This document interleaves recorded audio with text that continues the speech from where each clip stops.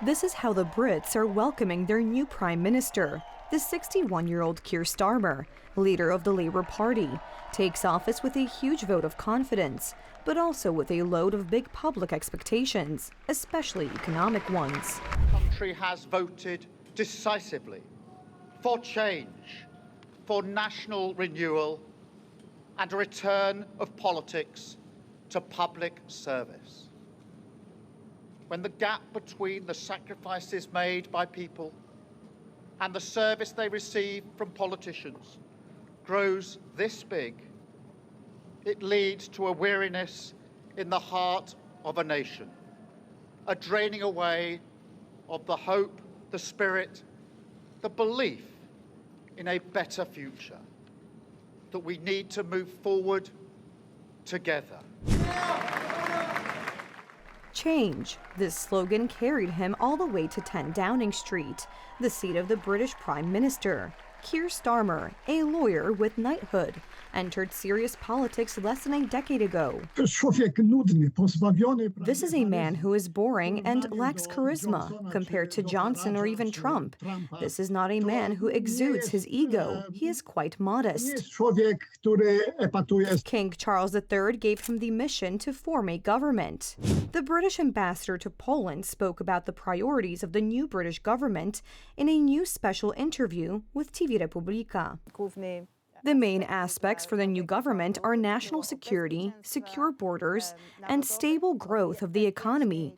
So I think these will be the priorities of the new government. The Labour Party has even swept away its rivals. It will have more than 400 seats in the 650-seat parliament, almost doubling its holdings.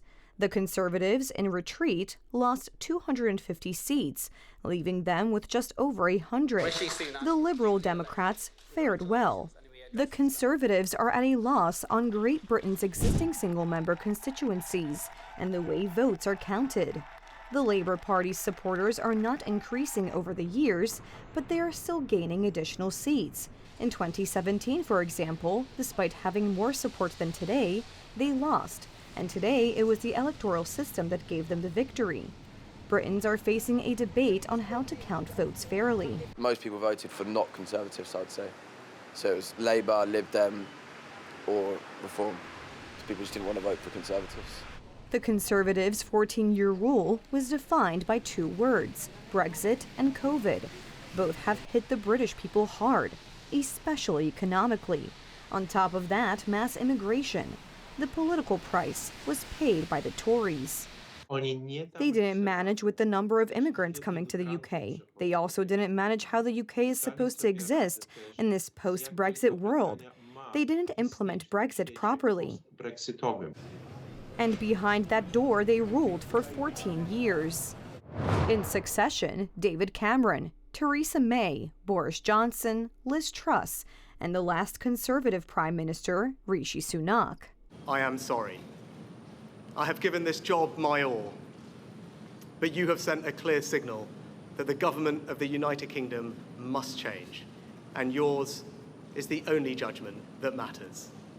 I have heard your anger, your disappointment, and I take responsibility for this loss. Storm, upheaval, earthquake. British commentators give different assessments of what happened in the United Kingdom. Only Larry, a permanent tenant of 10 Downing Street, has embraced the changes with composure. Marcin Szewczak, TV Republika.